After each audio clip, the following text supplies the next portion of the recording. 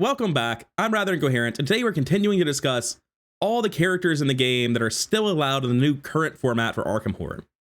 Yesterday we started with what I viewed as the weakest class, Rogues. I'll be ending with what I think is the best class, but as we're the middle of the pack, I think all three of the other classes are largely neck and neck, so I'll just start with Survivor. No particular reason, I threw a dart at the board and it came up on Stella. As with the Rogues, I'll be starting with what I view as the weakest investigator in the class in current, and then moving up in power level, ending with what I view as the strongest. Which, yes, means I think Stella Clark is the weakest rogue in the current format. That isn't to say that I think Stella's necessarily bad. I think she's actually, on the whole, relatively good. It's just that I think the other survivors are doing better, and Stella's biggest weakness, the fact that she kind of sucks in scenario 1, well, that hasn't gone away. If anything, it's gotten worse.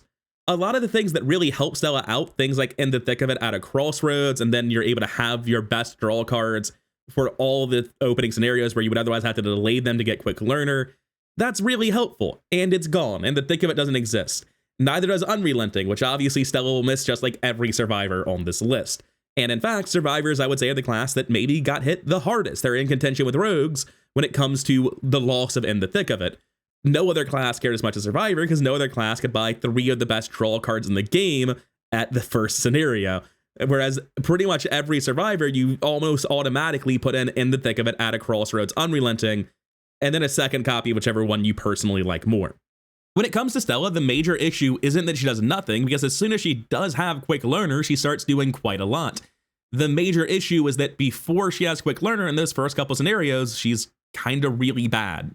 And then almost every other character, since they're not being forced to buy Quick Learner first, is able to get into stuff like Dark Horse Mariner's Compass more quickly than Stella is. Whereas at 21 experience, Stella's just getting the Mariner's Compass setup finished.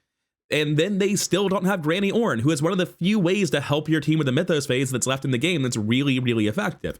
You would, theoretically, on Stella, want to go into Old Keyring plus Shed a Light. That's another 10, 12 experience that's just not in this deck yet. For all of these decks, I'm keeping myself down to 29 experience. The Stella deck could obviously have a bit more in it. I don't know which of these upgrades I'd buy first, because this is the first real stopping point in the list, where you've got in Quick Learner, you've got in your incredible draw cards, and you've got in Mariner's Compass. Gumption didn't necessarily need to be here, but there's nothing that's really a one-to-one equivalent to Gumption, and I figured I'd be going towards Old Keyring first. So I guess a more fair comparison then would be this deck. Since we're limiting ourselves to 29 experience, I'll go ahead and push right up against it for Stella. But this is really just me giving Stella the fairest shot I can give. I showed a Skids deck with like 17 experience or something.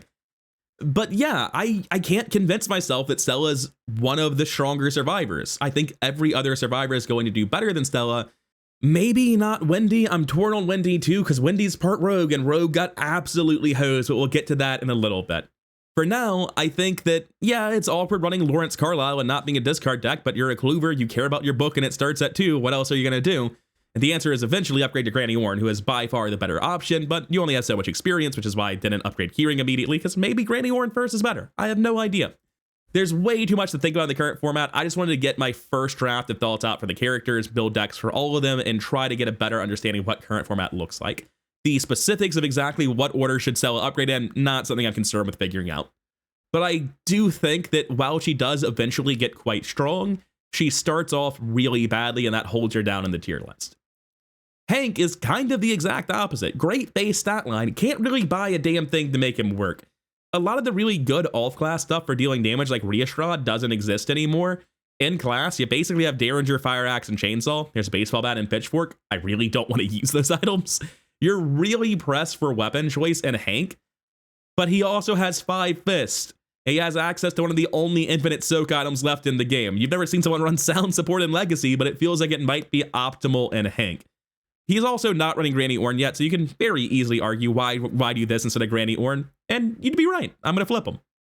And it's kind of neither here nor there. Either way, it's basically the same thing, right? You have something that provides team support to your damage, half of a lucky on a stick, or the ability to soak for him. Neither is particularly insane, neither is clearly better than the other. They obviously feel the same sort of niche, but it's unclear what you would cut for the second one once you got the option, especially because you're pretty strapped for economy. We're looking at Emergency Cash, Take Heart, Stand Together, that's it, in a 35-card deck, which is a bit on the rough side.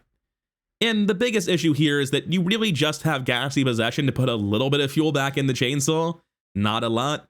So even though Chainsaw is a good weapon, the support for Chainsaw is next to dead, and that's really what holds Hank down. I think he probably deserves to be lower on my tier list than I have him. And part of the reason for these videos is by forcing myself to talk out loud about the characters, I'm able to better internalize some of their flaws and say, you know what, maybe Stella's in contention for worst survivor, but maybe I should be giving it to Hank after all. But I can't even really say that those two are in a tier of their own, because honestly, there are 3 characters fighting for last place with survivors. The last one's Wendy, and I hate to say it, but rogues get absolutely hosed. Falstey Bargain and Easy Mark are both out. Bank Job's all they've got for economy. You want to play a Foot Matters deck with Wendy? Does that sound cool to you? Pete is gone. Moonstone is gone. Basically every single foot bump is gone. I don't know how to pass a Pilfer check other than drawing Pilfer and manual decks together and then still getting a good token because you're only up 2 on the check on a 4-trout location, right? Like, it's impossible to make a good Foot Matters deck in current format. And any of the really crazy combos are a lot harder to work. I'm playing under the assumption that advanced signatures are banned because they predate stuff like Scarlet Keys in the first place, and it feels weird to me that they aren't banned by default. The issue with Wendy is that in terms of getting clues, it's kind of just Mariner's Compass level 2 and lockpicks. And I specify level 2 for Mariner's Compass because Mariner's Compass 1 got banned. It doesn't exist anymore. In case anyone's like, why isn't he running Mariner's Compass level 0 at any point previously? Which would not fix Stella, but still. The reason is because there is no Mariner's Compass level 0. You can't use In the Thick of It for lockpicks 1. You have to start with lockpicks 0. So yeah, level 0 for Wendy's not looking too hot either. The major difference is that she's not having to buy 8 experience of Quick Learner before anything else. Now, unlike Stella, Wendy does just get to negate the autofail once a turn, but she also has very limited draw options. It's kind of just at a crossroads, which notable anti-synergy here, dilemmas are events that you cannot play. The original Wendy's Amulet plays the topmost event in your discard pile, but you cannot play at a crossroads, nor can you hold it. When you draw it, that shit happens immediately. So, the way at a crossroads works is when you draw it, every single event under it is now unplayable with Wendy's Amulet. Just that's how it works. You can't do shit about it. It's really rough. There's not really a clean solution to that. Either you cut the best draw card in the format, or you accept that sometimes it will break your Amulet. In this deck, there's nothing that good in the Amulet. True Awakening's really nice, Lucky's nice, Live and Learn's nice, Bank Job could be nice, but you're really not looking to play that twice in a scenario. Look What I Found's probably the best hit for it. So mostly the idea here is, yeah, it'll break Wendy's Amulet sometimes, but in this format, it's kind of hard to get good value off of the Amulet in the first place, right? As I said earlier, I don't know how to pass a Pilfer check on an even moderate Shroud location reliably. It's really, really unpleasant. It's basically just you have to use Sparrow Mask with a Pilfer. And that only puts you 6-4 a lot of the time. You need more than that. So Granny Orn is half of the puzzle. Like, you can make a deck that's going to get Pilfer offs, especially with stuff like Live and Learn and Lucky, but it's never like you just have assets in play and you play the Pilfer and your numbers are good. It's always a lot more work than that. And when my economy is Bank Job emergency cash, paying for a lot of extra Pilfers sounds very, very hard. So I ended up giving up on Foot Matters Wendy entirely because, again, just basically every single Foot Matters card got nerfed into the ground. And I think this is probably pretty comparable to what Stella's doing. I think they're both better than Hank. I think I was really underrating just how much Hank's weapon selection hinders him. Because once you play this chainsaw, at most you're getting 5 attacks with it before it runs out of fuel. So it's really more of a the boss is about to spawn, let's play the chainsaw sort of thing, and less of a main weapon. Your main weapon is Fire Axe 2, and a character that needs to spend 4 resources to play chainsaw before the boss shows up. So, you know, hold E-Cash Chainsaw and spend 2/3 of a turn playing Chainsaw before we summon the boss. Like, Hank's in a terrible, terrible spot for weapon selection. I'm running 1-2 Punch and legitimately happy about it. One of the best cards in the deck, not even trolling. Just attack for 6 and then attack for 7 at 2 damage. Yeah, those are good numbers for good damage. In current, that's just a good ability. Probably better than Chainsaw in most circumstances, right? Like, I can't tell myself that Chainsaw is worse than not buying the Chainsaw, but I can't tell myself it's much better either. Anyway, let's move on to a character I'm actually happy to talk about, George. George is easily, in my opinion, the second best survivor. He still got hit really, really hard. He loses access to corner and making any sort of flex George a lot worse. He loses access to unrelenting, and several other top tier skills that make his whole thing just tremendously worse. Like the idea behind George is you put the card in the boat, then you commit the card in the boat. And the worse your skill pool gets, the worse the entire character gets. Obviously, you can still fill it out, but like we have long shot in here, right? You're going to be a lot more stressed to find damage now. It's kind of just long shot, vicious below 0, vicious blue. It's kind of just long shot, vicious below 0, vicious below 2 is outs, strong armed, and hunter's mark. There's not a lot of bonus damage going around. So even though putting a long shot in the boat might take a while to use, long shot's a lot better than it used to be. That's one of those things that got much more valuable. Same with Mythos Resilience. Any character that's naturally good against the Mythos for whatever reason, which survivors tend to be, everyone we've talked about so far has been. Even George with relatively bad stats still has a high draw deck with Sparrow Mask and Idol of Xanatos. These survivors aren't running Alter Fate. The Mystics don't have Ward level 2. You have to resist the Mythos on your own in Current. Anyways, getting back on topic, George may have lost a lot, but he was still printed with really core cards like Artistic Inspiration, which is basically quartered, Bound for the Horizon, Gift of Nodens, and Nautical Charts. He has a ton of good support, a ton of strong stuff left. He's directly inferior to a Legacy George, obviously, but this just looks like George Barnaby. Sure, there's a long list of things that I was considering. I'm kind of sad not to have calculated risk, because my ability to break a Frozen in Fear basically comes down to Sparrow Mask plus Artistic Inspiration. But outside of that, all the stuff down here either made it into the deck or can't really be justified. Opportunist is one of the more interesting ones because you can get this back from your boat instead of discarding it, which is really, really solid. But passing a test by 3 is really, really hard. I ended up going with Cigarette Case and Relic Hunter, but I'm not sure one or the other is correct. Actually, in terms of economy, I am sure. Because you'll notice it's take art. That's our economy, which does not bode well. It's also the recursive allies, but you have to draw them first. So I do think Cigarette Case ends up being unaffordable, and you end up being better off with higher skill density anyway. So I will go ahead and switch that back around. It is still quite hard to get Opportunist back to hand, but at worst, it's bad Unexpected Courage, and oftentimes it will give you free discards.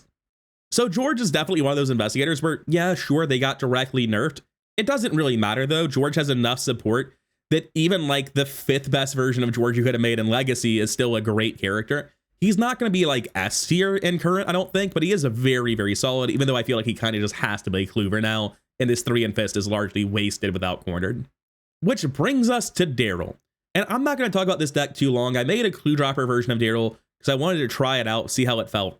And the answer is Quick Study doesn't exist. So I won't be talking about Clue Dropper from this point forward for anyone. But it's because Quick Study was the only exceptional way of dropping clues.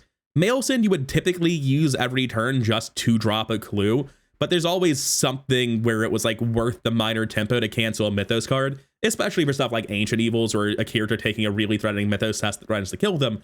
But just because you could get the clues back so quickly with the research notes anyway, it largely didn't end up mattering and you just gained tempo from it, especially with Press Pass.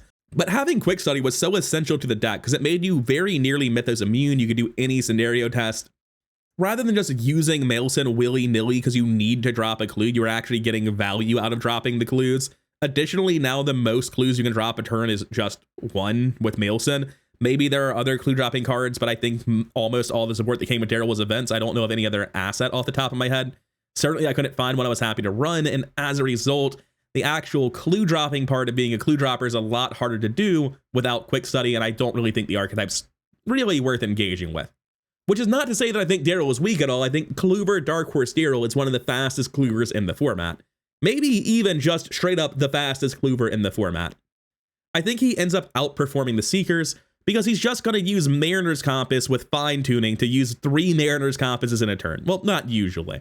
That comes up so rarely that it's right to do 3 Investigates for 2 clues. He's probably going to be walking for one of those actions. He'd be just fine having a Magnifying Glass in their hand. The second one's really more for consistency. But the idea is essentially if you're investigating at base 7 with Dark Horse and Magnifying Glass with a Mariner's Compass twice a turn, you're going to be out there hoovering up clues. And yeah, his draw is completely gutted. He doesn't have Unrelenting. He doesn't have Deep Knowledge. I'm sure there are others that are less important. But he's still got the same gist. He's got the ability to spend his Kodak Evidence on Mythos cards. He's got Sparrow Mask. He's got Empirical Hypothesis for himself and for others. This is one of the best team support forms of draw left in the game. There are just very few cards left in the game that let your teammates draw. So the ability to use peer review on empirical hypothesis, check these 2 boxes, and your teammates can just walk into your 3-shroud location and trigger your thing and then take the draw off of it. Like, any sort of team support draw is just really, really valuable. Again, Mythos mitigation, really hard to do. With Daryl's ability is great at it, even though this deck does very little for that. He does have Kodak and Hypothesis. And with Contemplative, Deduction, and double triggering Mariner's Compassus, Daryl really just gets off to a place no one else can really keep up with in terms of clues. The best stuff Seekers are doing might be a little bit ahead of this. I don't think it is. I think it's just like directly on par. But it ends up not mattering because it cost way more experience. Over the first half of the campaign, Daryl's still crushing them. Daryl is stupidly fast at getting clues, and that Dark Horse tempo build really didn't take massive nerfs. Would you rather have Deduction too? Yeah, that got banned. It was from Dunwich. Would you rather have a shortcut? Would you rather have a deep knowledge? Yes, yes, and yes. There are so many cards Daryl loses, and none of them slow him down enough to keep him out of the S tier. He's still rock solid, still an incredible clover, and still easily earning his spot near the top of the tier list. Anyway, that'll be all for now. Thank you for your time. I hope you enjoyed my first impressions on the Survivor class and how it's changing the current format, and I'll see you tomorrow for another class review. Not sure who just yet.